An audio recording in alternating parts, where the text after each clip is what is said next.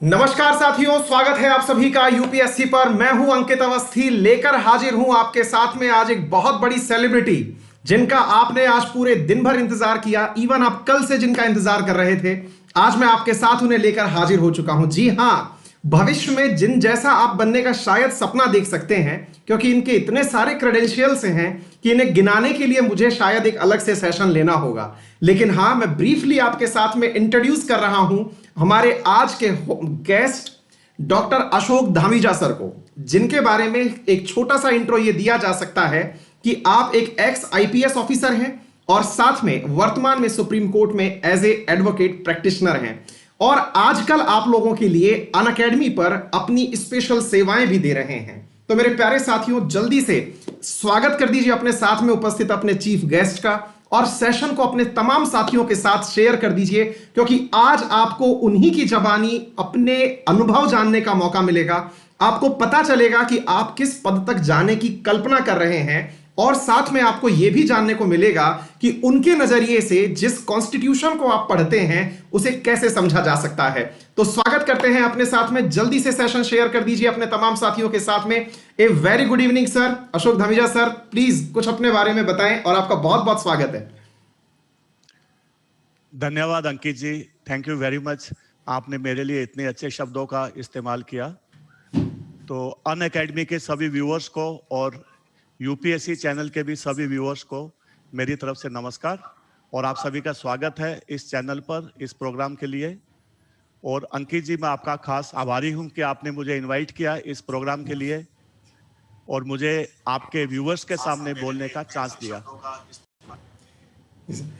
तो मेरे बारे में जैसे आपने थोड़ा बता ही दिया है, मैंने 1985 में आईपीएस ज्वाइन की थी महाराष्ट्र कैडर में और उसके बाद में अबाउट 14-15 इयर्स तक मैंने सर्विस की। Then I resigned from the job.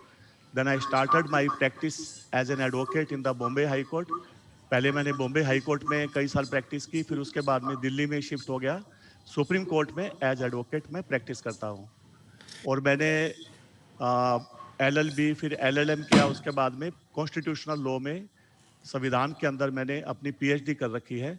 जी और सर, ये हमारा बहुत बड़ा बेसिकली सौभाग्य है कि आप हमारे साथ में हैं और स्पेशली हमारे जो स्टूडेंट्स हैं वो आपसे मिलने के लिए बहुत ज़्यादा बेताब थे। अब वास्तविकता में तो हम फिजिकली मिलने के लिए बेताब थे और मैं पर्सनली खुद भी आपसे, लेकिन आज ऑनलाइन मीडियम के माध्यम से और स्पेशली अनअकैडमी के थ्रू ये पॉसिबल हो पाया है कि हाँ, आप कहीं हैं, मैं कहीं हूं और हम पूरे देश में इस समय हैं। तो ये हमारे अनअकैडमी का एक सराहनीय प्रयास है जिसके थ्रू हम अपने स्टूडेंट्स के लिए जो भी उनकी एस्पिरेशंस हैं उन्हें ध्यान में रखते हुए इस तरह के इनिशिएटिव लाते हैं। तो सर, मैं आपके साथ कुछ बेसिक चर्चा करना चाहता हूं। एक्चुअली बच्चों ने एक पूरी विश लिस्ट बना के भेजी है मेरे पास में कि सर जब आए तो जरूर पूछिएगा कि उनके अनुभव कैसे रहे।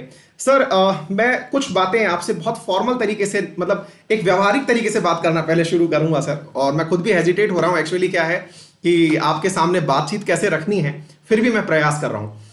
सर, बहुत ही बेसिक सा सवाल होता है। क्या होता है कि बच्चों के ड्रीम में ना बहुत सारी वर्दी वाली जो ड्रेसेस होती हैं वो बहुत फैसिनेट करती हैं, और जब सिविल सर्विसेज की आप तैयारी कर रहे हो तो सबसे शानदार जो वर्दी दिखाई देती है वो एक आईपीएस ऑफिसर की होती है। और आपको देख के भी फील आता है कि जब आपने ये वर्दी वाकई में धारण की होगी तो आप बहुत ही डैशिंग लगे होंगे आपके यंग डेज में सर, और अभी भी जब आप इतना मतलब ग्रेस कैरी कर रहे हैं। तो सर, हमारा एक बहुत बेसिक सा सवाल है कि बच्चों को किस तरह का टेम्परामेंट आज के दिन में रखना चाहिए जब वो इतना बड़ा ख्वाब देख रहे हों, और आपने तो पूरी फहरिस्त बना रखी है। तो एक बहुत ही बेसिक सा सवाल जिसका एक शॉर्ट एंड स्वीट सा आंसर आप प्रस्तुत कर दीजिए प्लीज। देखिए, मैं तो ये कहूंगा कि सबसे पहले आपको अपनी कैपेसिटी के ऊपर मन में विश्वास होना चाहिए। अगर आप आत्मविश्वास के साथ काम करेंगे तो आपको सफलता लेने से कोई भी रोक नहीं सकता है। सबसे पहला जो गुण चाहिए वो है आत्मविश्वास का। और आत्मविश्वास पैदा करने के लिए नॉर्मली आप अगर एक बेसिक मेहनत करेंगे अगर, तो जनरली क्या होता है, थोड़ा समय लग जाता है। कई बार होता है कुछ लोगों का बैकग्राउंड ज़्यादा अच्छा नहीं रहता है, थोड़ा उनको कुछ ज़्यादा समय लग सकता है मेहनत का फल मिलते मिलते। लेकिन मेरा ये मानना है कि ऐसा कोई भी व्यक्ति नहीं है जिसको उसकी मेहनत का फल कभी ना कभी ना मिले। ऐसा कभी नहीं हो सकता है। थोड़ा ज़्यादा समय किसी को लगता है, किसी को कम समय लगता है। और जैसे ही आप मेहनत करेंगे, फॉर एग्जाम्पल यदि आप यूपीएससी के एग्जाम में सफलता प्राप्त करना चाहते हैं तो जितनी आप मेहनत करेंगे इसमें जो जो अलग अलग सब्जेक्ट्स हैं, और काफ़ी अच्छे आपके गाइड्स भी हैं, जैसे अंकित जी भी हैं, काफ़ी अच्छा पढ़ाते हैं, मैंने इनके कुछ वीडियो देखे हैं। थैंक यू सो मच और सर। और काफ़ी पॉपुलर हैं एक्चुअल में अन अकेडमी, और आई थिंक शायद वाईफाई स्टडी पे भी पढ़ाते हैं ये, जी जी जी। यूपीएससी भी इनका चैनल है। तो बेसिकली क्या है कि अगर आप अपनी एक बेसिक मेहनत करते हैं तो आपको उसकी सफलता मिलेगी, और धीरे धीरे जैसे जैसे आपका ज्ञान बढ़ेगा वैसे वैसे आपका आत्मविश्वास भी बढ़ेगा। और आप में आत्मविश्वास ऐसा होना चाहिए कि अगर आपने मेहनत की तो आपको सफलता मिलेगी, जी उससे कोई जी रोक जी। नहीं सकता है। अगर आपको लगता है कि सफलता मिलने में थोड़ी देर हो रही है तो शायद हो सकता है मेहनत थोड़ी कम पड़ रही हो। जी जी जी। सर बहुत बार बच्चों में कुछ ऐसी चीजें देखी गई हैं। आजकल क्या है कि मैं एक ऐसी जनरेशन देख रहा हूं जो बहुत जल्दी प्रिपरेशन में स्टार्ट हो चुकी है। लेट से कि ग्रेजुएशन के साथ साथ आपने जिस समय तैयारी की होगी उस समय शायद ऐसा होता था कि पहले भाई पीजी कर लो, कोई जॉब सिक्योर कर लो, फिर तैयारी करेंगे। लेकिन आज एक ऐसा मतलब जनरेशन आ चुका है सर, जो ट्वेल्थ के साथ साथ इवन मेरी कुछ क्लासेस में 11th 12th के बच्चे भी सर बैठ रहे हैं इन दिनों। ग्रेजुएशन फर्स्ट ईयर में स्टूडेंट्स हैं सर। सर उन्हें अपना चार्म पूरे 3 साल कैसे बरकरार रखना चाहिए और कैसे वो अपने आप को ओरिएंटेड रखें कि वो कभी अपनी दिशा से ना भटकें, इसके लिए कोई आपकी सलाह सर? देखिए, इसके लिए तो सबसे अच्छा जो है मोटिवेशन का फैक्टर रहता है। अगर आप मोटिवेटेड हैं, अगर आप में प्रेरणा है, जैसे थॉमस एडिसन ने भी बोला था कि जीनियस कौन होता है। देखिए, जीनियस में व्यक्ति की बुद्धिमानी की जरूरत कम पड़ती है। तो जैसे थॉमस एडिसन ने बोला था कि 99% पर्सपिरेशन मतलब पसीना बहाना पड़ेगा, और 1% प्रेरणा मतलब इंस्पिरेशन। तो अगर मान लीजिए आप में बेसिक इंस्पिरेशन है, और अगर आप 12th के बाद में या 10th से ही अगर आप अपनी तैयारी शुरू कर देते हैं, तो देखिए आप उस बिल्डिंग की तरह से बन जाएंगे, जैसे कोई मान लीजिए किसी शहर के अंदर कोई 60 मंजिल की बिल्डिंग हो।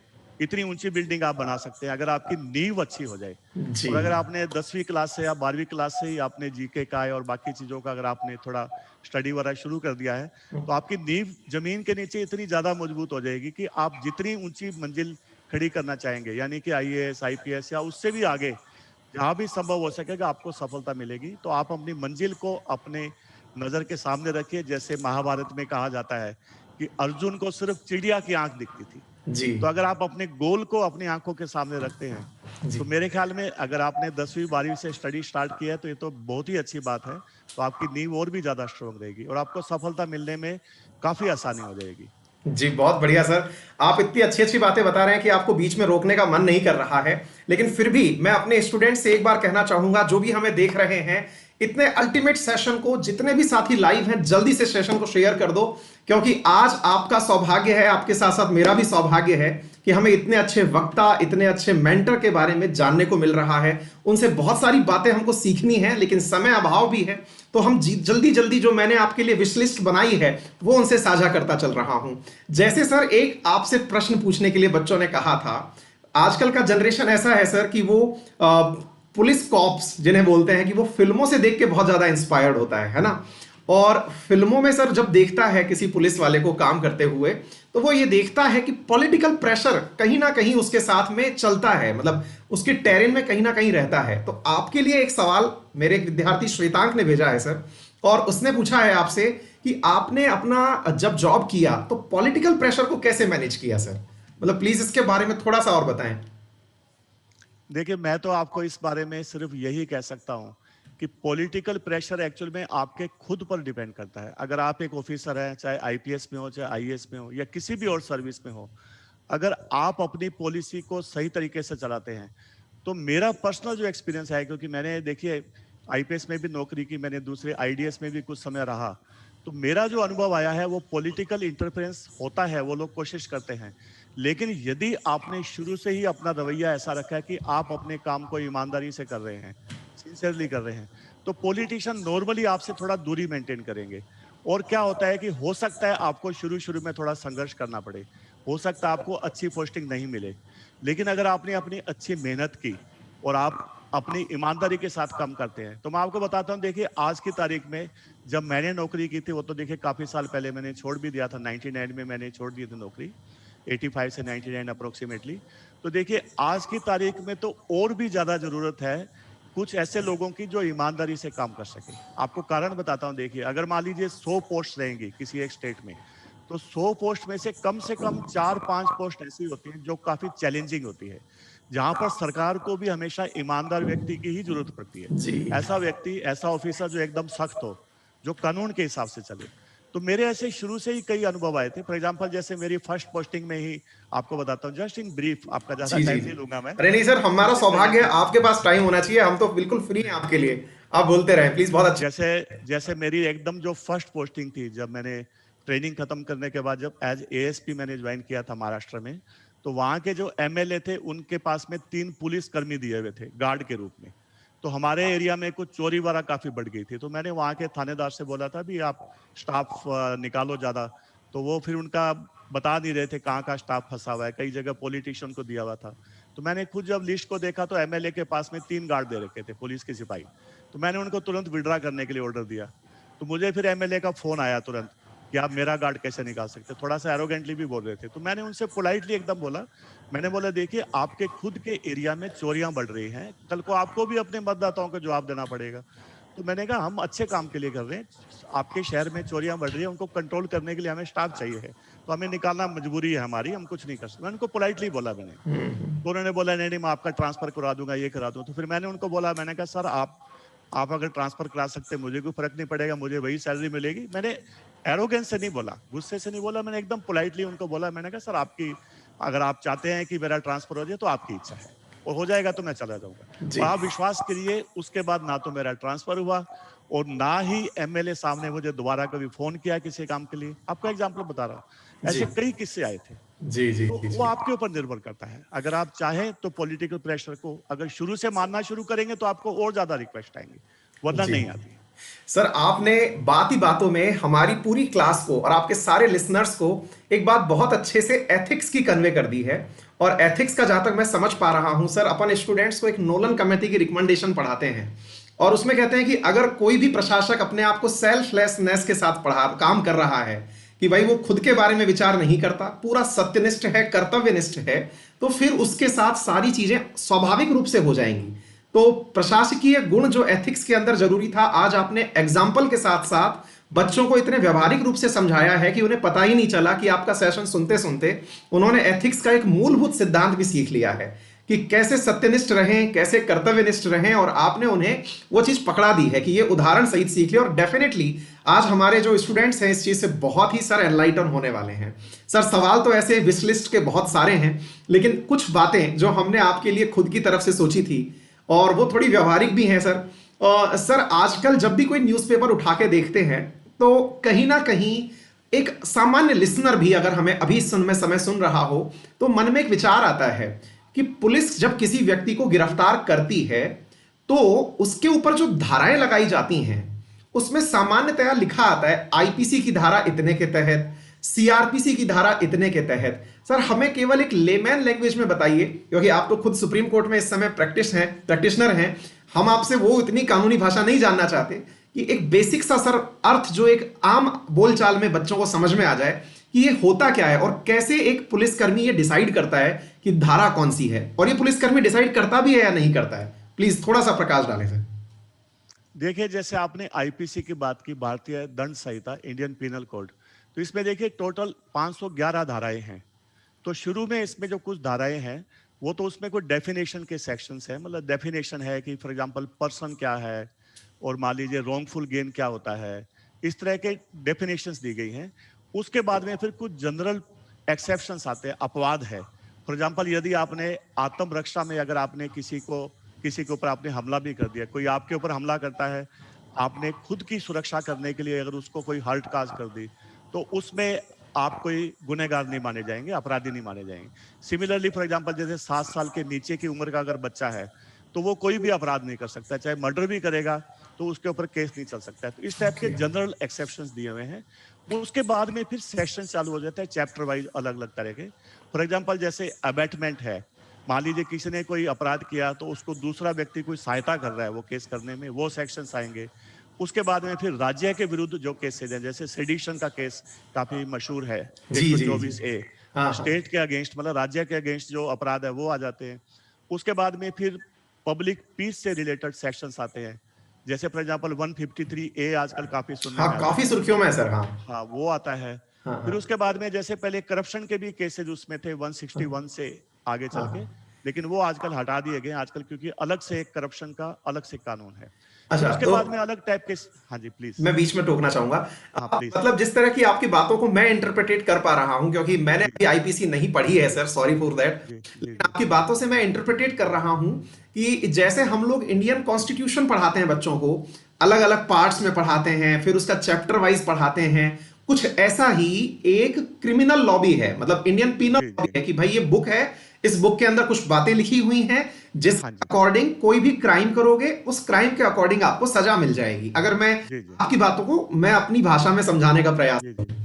एकदम आपने ठीक बोला। जैसे मान लीजिए बॉडी ऑफेंसेस, दो मेन कैटेगरी, जैसे बॉडी ऑफेंसेस है, मर्डर है, अटेम्प्ट टू मर्डर है, हत्या की कोशिश करना है, या कोई किसी को गंभीर मतलब मारहान हो गई, या जैसे चोरी है, बलात्कार का केस है, ये सब केसेस की उसमें डेफिनेशन भी दी गई है, और साथ साथ उनके लिए सजा भी निर्धारित की गई। ये बेसिकली में आईपीसी है। तो हर अच्छा, तरह के जो ऑफेंसेस हैं वो आईपीसी में मेंशनड है, इस प्रकार से सेक्शन तो वाइज मेंशन है। सर एक छोटा सा बेसिक मेरा भी डाउट है, प्लीज उसे क्लियर करिएगा। ये जो जी धाराएं होती हैं कि ये क्राइम कौन सी कैटेगरी में आएगा, ये उस समय का जांच अधिकारी डिसाइड करता है या फिर मजिस्ट्रेट डिसाइड करता है सर? ये थोड़ा सा एक पॉइंट में आंसर जी दीजिए। जी जी। इसमें क्या होता है, देखिए शुरू में पहले एफआईआर जब रजिस्टर होती है, तो एफआईआर में उस समय जो ऑफिसर वहां पर एफआईआर को रजिस्टर करता है, दर्ज करता है, पहले तो वो लिखता है कि इसमें कौन कौन सी धाराएं लग सकती है। फॉर एग्जांपल जैसे मर्डर है तो 302 लगाएंगे, अगर मान लीजिए खून कत्ल करने की कोशिश की है तो 307 लगाएंगे, कोई मान लीजिए मारहान हुई है तो 324 लग सकता है। मतलब जो भी एप्रोप्रिएट सेक्शन होगा, पहले तो वो अधिकारी करेगा जो एफआईआर रजिस्टर करता है। फिर उसके बाद में जांच होती है, तो जांच के बाद में एक चार्जशीट या चालान फाइल किया जाता है, तो उसमें वो जांच अधिकारी लिखता है कि कौन कौन ओके। सी धाराएं में आपको एविडेंस मिला है, मतलब गवाही मिली है। फिर उसके बाद में फिर कोर्ट के द्वारा भी चार्ज फ्रेम किए जाते हैं। मतलब एक तो पुलिस का जो जांच अधिकारी है वो अपनी जांच रिपोर्ट देता है, उसमें अपने सेक्शंस बताएगा। फिर उस रिपोर्ट के आधार पर कोर्ट द्वारा चार्ज फ्रेमिंग अलग से किया जाता है। फिर कोर्ट डिसाइड करती है कि कौन कौन से चार्ज इसमें लगाए जा सकते हैं। तो थोड़ा उसमें बदलाव हो सकता है कोर्ट के विवेक के अनुसार से। बाद में फिर उसका ट्रायल होगा, तो फिर कोर्ट अल्टीमेटली डिसाइड करती है कि इसमें किस किस चार्ज के लिए, कौन कौन से धारा के लिए प्रूफ मिला है या नहीं मिला है। तो तो सर बेसिकली ये। आपकी बातों से मैंने जो मतलब नोट्स बनाए आपकी बातों से सुन के, तो एक सबसे मेजर महत्वपूर्ण नोट्स मुझे ये मिल गया कि मैंने एक प्रक्रिया सीख ली सर आपसे, और प्रक्रिया को मैं आपके सामने रिवाइज कर रहा हूं, कोई गलती हो तो सर प्लीज करेक्ट करिएगा। आपने सबसे पहले ये कहा कि जब भी कोई वादी या प्रतिवादी जिसको भी शिकायत करनी है वो आया पुलिस के सामने, उसने वहां पर बैठे हुए अपने पुलिस अधिकारी को अपनी शिकायत बताई, एज एन एफआईआर उसने उसे दर्ज करवाया। वहां पर जी बैठे हुए अधिकारी ने स्व विवेक से अपने हिसाब से वहां धाराओं के नाम मेंशन कर लिए कि सुन के ऐसा लगता है कि इन इन क्षेत्रों में क्राइम हुआ है। जी उन जी धाराओं को लिखने के बाद में फिर एक जांच अधिकारी ऊपर बैठता है जो ये कंफर्म करता है एविडेंसेस के माध्यम से कि जो शुरुआत में लिखी गई धाराएं थी वो सही थी या नहीं थी। जी जांच अधिकारी उस पूरे जिसके ऊपर केस दर्ज किया गया है, जो आरोपी बनाया गया है, उसे लेके मजिस्ट्रेट के सामने पहुंचते हैं। तब ये जी मजिस्ट्रेट के सामने पहुंचते हैं तो मजिस्ट्रेट फिर क्रॉस चेक करते हैं, क्रॉस एग्जामिन करते हैं कि जो चार्जेस लगाए गए हैं वो चार्जेस जी फ्रेमेबल हैं या नहीं, कि हाँ भाई जी इस धारा के तहत ये बात सही से लिखी गई है या नहीं लिखी गई है। और जो जी अंतिम कदम आपने बताया जिसमें आपने कहा कि वहां जब कोई वादी प्रतिवादी सामने होंगे, जब दलीलें चलेंगी या सुनवाई होगी, जो फिल्मों में भी देखते हैं लोग, हाँ जी फाइनल और जज अपनी तरफ से बताएगा कि इन इन आरोपों के तहत ये दोषी पाए गए हैं। तो जी। उम्मीद है सर मैंने आपकी बातों को इस तरह से समेटने का प्रयास किया, ये सही रहा होगा। नहीं, आपने एकदम अच्छे से आपने बताया है, जी और ऐसा बोल ही नहीं सकते जैसे कि आप इतना मतलब हम्बल होके आप बता रहे हैं। एक्चुअली में आपको अच्छा नॉलेज है, मैं तो ये बोलूंगा। सर सर आपको बेसिक आपको पूरा नॉलेज है। आपने बताया एकदम जी 100% आपने ठीक जी, बताया है। बहुत बहुत बहुत धन्यवाद सर। मैं सर एक बार फिर बीच में बच्चों से रिक्वेस्ट करूंगा, जितने भी लाइव हैं इस यूपीएससी चैनल का एकदम इतिहास बन जाना चाहिए और सर वाले चैनल का भी इतिहास बन जाना चाहिए। सब लोग दबा के शेयर कर दो, बहुत सारी बातें आप लोगों के काम की पूछने वाला हूं मैं आज। हालांकि सर ने मुझे समय की लिमिटेशन दी हुई है, लेकिन फिर भी मैं आपके लिए रिक्वेस्ट करूंगा कि ज्यादा से ज्यादा शेयर कर दो, ताकि सर को भी लगे कि हाँ बच्चों ने बातों को बहुत सीरियसली सुना है। अच्छा सर, एक छोटा सा सवाल और भी है, आपके पास समय का अभाव है लेकिन फिर भी हम आपसे पूछ रहे हैं। सर एक बात बताइए कि ये सीआरपीसी फिर क्या होती है सर? मतलब जब आईपीसी हमने सुन लिया, फिर सीआरपीसी की क्या जरूरत थी सर? देखिए आईपीसी में बेसिकली जितने अपराध हैं वो सारे अपराधों की परिभाषा दी गई है, उसमें किस अपराध के लिए कितनी सजा हो सकती है वो दी गई है। और सीआरपीसी वो प्रक्रिया है, क्रिमिनल प्रोसीजर कोड। अपराध प्रक्रिया संहिता, मतलब एक बार जैसे चार्जशीट फाइल होगी फॉर एग्जांपल, तो उसके बाद में कौन सी प्रक्रिया के मार्फत ट्रायल चलाया जाएगा, या अगर जांच अधिकारी भी अगर जांच करता है तो जांच कैसे करेगा, उसके क्या क्या पावर्स है, क्या अधिकार है। फॉर एग्जांपल जैसे एफआईआर कैसे रजिस्टर होती है, उसके बाद में अगर किसी घर की सर्च लेनी है कोई एविडेंस कलेक्ट करने के लिए, वो कैसे की जाएगी, किसी का अगर बयान रिकॉर्ड करना है तो वो कैसे किया जाएगा, उदाहरण है।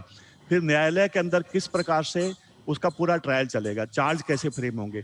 कहने का मतलब जो प्रक्रिया का पार्ट है वो सारा क्रिमिनल प्रोसीजर कोड में दिया गया है।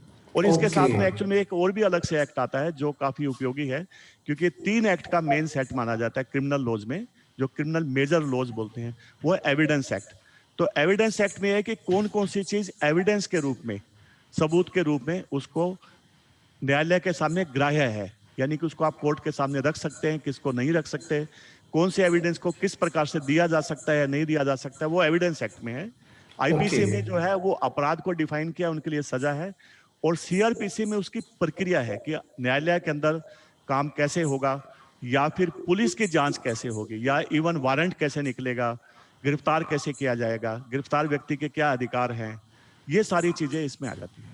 ओके सर, आपने बहुत ही अल्टीमेट तरीके से सर एकदम कंसेप्ट क्लियर कर दिए हैं। आईपीसी भी क्लियर हो गया हमारे स्टूडेंट्स को और सीआरपीसी भी बहुत अच्छे से क्लियर हो चुका है। अब सर हम थोड़ा सा आज की सुर्खियों में चल रही बातों की तरफ बढ़ रहे हैं और उस पर फिर आपकी राय भी जानेंगे और कारण भी जानना चाहेंगे जो आपको नजर आता है। मतलब इसको आप बिल्कुल भी ऐसे ना समझें कि हम इसे कोई पॉलिटिकल या अपॉलिटिकल ले जा रहे हैं।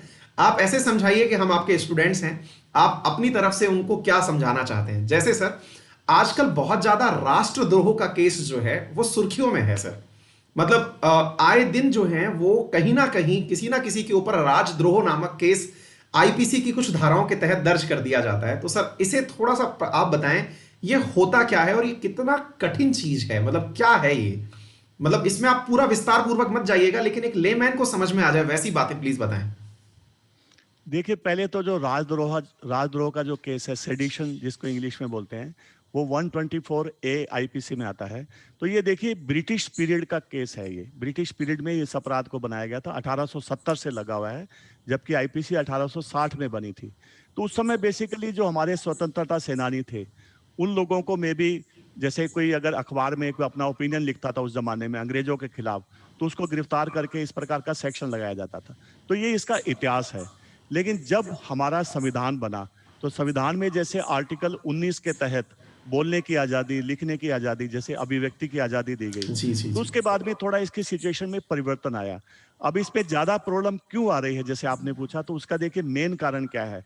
ये जो सेक्शन है, जो धारा है, ये इतना वाइड रूप से डिफाइन की गई है, मतलब इसका काफ़ी लंबी चौड़ी इसकी परिभाषा है, जिसमें कई सारी बातें आ जाती है। फॉर एग्जाम्पल आप देखिए इसमें क्या लिखा हुआ है।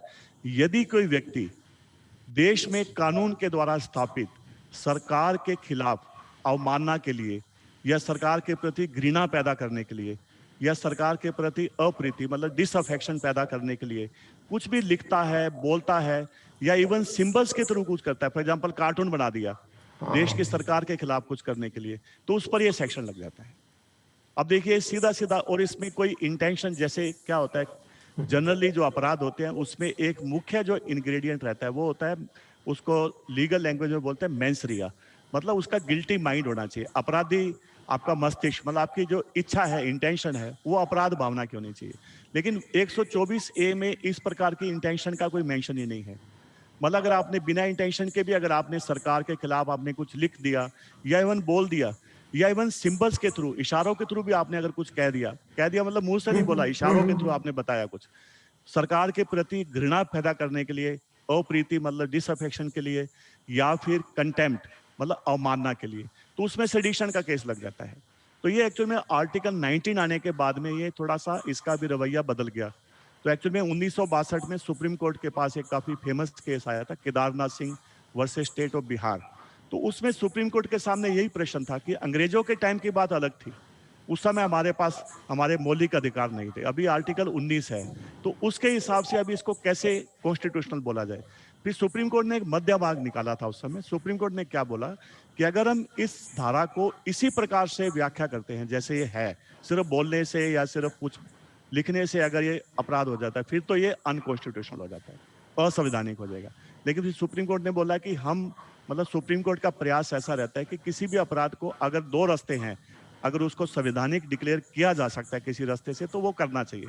तो फिर सुप्रीम कोर्ट ने इसका इंटरप्रिटेशन क्या दिया कि सिर्फ लिखना बोलना नहीं, उसके पीछे अगर उस व्यक्ति की इंटेंशन है कि समाज में डिसऑर्डर क्रिएट किया जाए, अशांति फैलाई जाए, या किसी प्रकार का स्टेट के खिलाफ वास्तव में कोई अपराध सीरियस किया जाए, अगर उसकी एक्चुअल में इंटेंशन है या उसकी टेंडेंसी है, तो फिर ये सेक्शन लगाना चाहिए।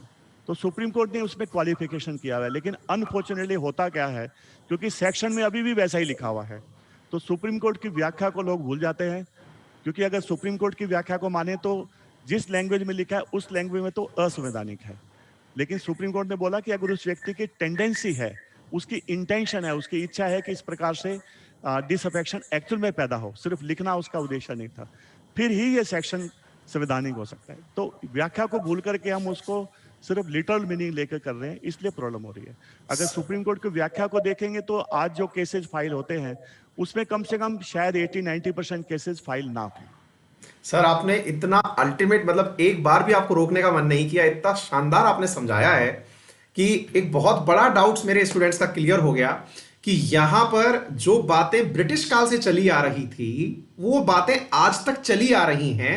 बीच में एक सुप्रीम कोर्ट का अहम पड़ाव आया था केदारनाथ वाले इशू में, जहां पर बस इंटेंशन जोड़ दिया गया था। ये चीज वाकई में सर आज का मैं कहूंगा कि आज हमारे इस पूरे सेशन की जो मेजर गेन है ना, वो बच्चों को यह बात समझने में आई है कि सेडिशन चार्जेस तब जाके वैलिड है जब सामने वाला ये प्रूव करने में कामयाब हो जाता है कि ये इंटेंशन ही था, मालिशियस इंटेंशन था, स्टेट को डिसऑनर करना चाहता था, तब जाकर के सेडिशन चार्जेस सिर्फ सॉरी टू इंटरप्ट यू, आपको मैं बीच में रोक रहा हूँ। मतलब सिर्फ डिसऑनर करने का इंटेंशन नहीं, सुप्रीम कोर्ट ने क्या बोला था, क्योंकि आर्टिकल 19 में पब्लिक ऑर्डर से रिलेटेड मैटर है, ये पब्लिक ऑर्डर यानी कि लॉ एंड ऑर्डर को मेंटेन करने के लिए ये सेक्शन लगाने का सुप्रीम कोर्ट ने बोला कि उस प्रकार की इंटेंशन होनी चाहिए। तो अगर किसी व्यक्ति की पब्लिक डिसऑर्डर क्रिएट करने की इंटेंशन हो, मतलब अशांति फैले, ये इंटेंशन से किया होगा तब लगाना चाहिए। ये बेसिकली सुप्रीम कोर्ट ने क्लियर किया था। जी सर, बहुत बढ़िया सर, बहुत अच्छे से हमें कंसेप्ट समझ में आ गया। सर हमने बच्चों से एक प्रॉमिस और किया था, आपके लिए एक क्वेश्चन और हमने रखा हुआ था। फिर कभी आप बाद में और ज्यादा समय देंगे तो हम और लिस्ट मंगा लेंगे अपने स्टूडेंट से, क्योंकि बहुत सारे प्रश्न आ रखे थे, लेकिन हमने सेलेक्ट 2-4 ही सवाल किए थे उसमें से। सर आपकी बातों से आपका जो एक पुलिस वाला कार्यक्रम था जिस समय आपने पूरा जॉब बहुत अच्छे से किया, उसका अनुभव हम बच्चों को मिल गया। इसके बाद में सर अब आगे वाले टाइम में जब आपने अपना वकालत वाला कार्य किया, उसका भी हमें आपकी बातों से पूर्ण अनुभव प्राप्त हो रहा है। सर आज एक इशू और चल रहा है और वो है यूएपीए। बहुत ही सारे केसेस आजकल उस केस में आ रहे हैं, तो प्लीज उसमें भी थोड़ा सा अपना प्रकाश डालें सर, हमें एनलाइटन करें सर। देखिए, यूएपीए का जो कानून है, अनलॉफुल एक्टिविटीज प्रिवेंशन एक्ट, तो ये बेसिकली जब शुरू में बनाया गया था तो उस समय ऐसी ऑर्गेनाइजेशंस या फिर एसोसिएशन को रोकने के लिए बनाया गया था, उन पर प्रतिबंध लगाने के लिए जो कि किसी प्रकार की अनलॉफुल एक्ट करते हैं। अनलॉफुल एक्ट को भी इस पे डिफाइन किया गया था। यदि कोई ऐसा कार्य है जो देश से किसी हिस्से को अलग करने के लिए किया जा रहा हो, या फिर मान लीजिए चाहते हैं कि देश से ये स्टेट है, ये राज्य है, उसको देश से विभाजन करके या देश के 2 टुकड़े कर दे, अगर किसी एसोसिएशन की अगर इस प्रकार की इंटेंशन है या इस प्रकार का कोई कार्य किया जाता है, या फिर मान लीजिए अगर समाज के 2 वर्गों के बीच में एनिमिटी, दुश्मनी, शत्रुता क्रिएट करने का किसी का इंटेंशन है, तो ऐसे कार्य को इस एक्ट के अंदर डिफाइन किया गया अनलॉफुल एक्ट। और जिस एसोसिएशन का काम जो है वो इस प्रकार का काम है, मतलब उनका ऐसा ऑब्जेक्टिव है कि देश को टुकड़ों में बांटा जाए या देश में समाज में लोगों के बीच में शत्रुता पैदा की जाए, इस प्रकार का जिनका ऑब्जेक्टिव है, वो फिर उनको अनलॉफुल एसोसिएशन करते हैं। तो शुरुआत में पर्पज ये था कि इस प्रकार के जो अनलॉफुल एसोसिएशन है उनको बैन किया जाए, और अगर कोई इनके मेंबर्स आए तो उनके ऊपर कानून के हिसाब से सख्ती से कार्रवाई हो। इस प्रकार के लिए 67 में ये एक्ट बनाया गया था। फिर बाद में जब ये मुंबई में जब इंसिडेंट हुआ कसाब वाला, तो उसके बाद में इस एक्ट में अमेंडमेंट करके टेररिस्ट एक्ट को, आतंकवादी जो कार्रवाई है उसके भी यहाँ पर काफी प्रोविजन डाल दिए गए।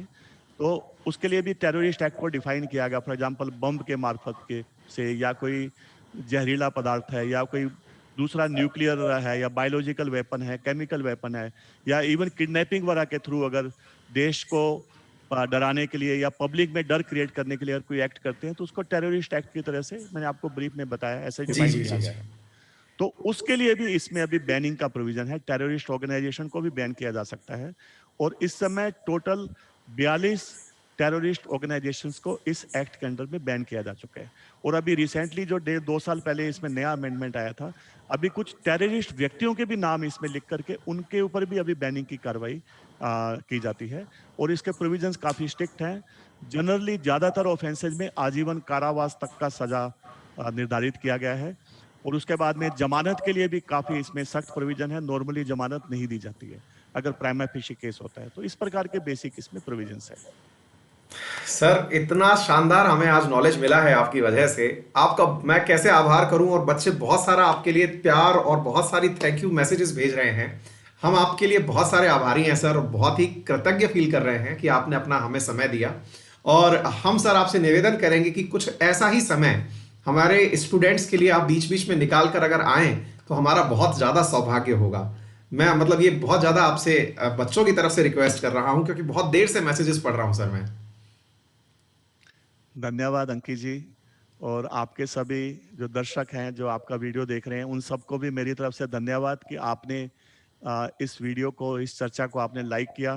तो डेफिनेटली भविष्य में भी अगर मुझे कभी चांस मिलेगा, कभी अंकित जी ने चांस दिया अगर, तो डेफिनेटली हम मिलेंगे, भविष्य में मिलेंगे। और मेरी तरफ से जितना भी हो पाएगा आपके लिए, मैं वो करने के लिए हमेशा तत्पर रहूंगा। थैंक यू सो धन्यवाद। Much sir, thank you so much. और मैं विद्यार्थियों को सर एक छोटा सा आपके बारे में और जानकारी दे दूं कि अनअकैडमी सर से आप लोगों के लिए प्रॉपर गाइडेंस के लिए हम सर के साथ जुड़ करके आपको पढ़ाएंगे भी, ऐसा कुछ प्लान बनाया है। क्योंकि सर का नॉलेज इतना सारा है कि हम आपके लिए कुछ ना कुछ नॉलेजफुल एक्टिविटीज करते रहें। तो हम कोशिश कर रहे हैं कि सर अनअकैडमी के साथ बने रहें और हमारा जो मतलब स्टूडेंट का सर्कल है उसे एनलाइटन कर रहे हैं। आपका बहुत बहुत धन्यवाद सर, बहुत अच्छा लगा मिलकर के। ऐसे ही आशीर्वाद बनाए रखिएगा। Thank you so much sir, thank you so much. धन्यवाद। Thank you.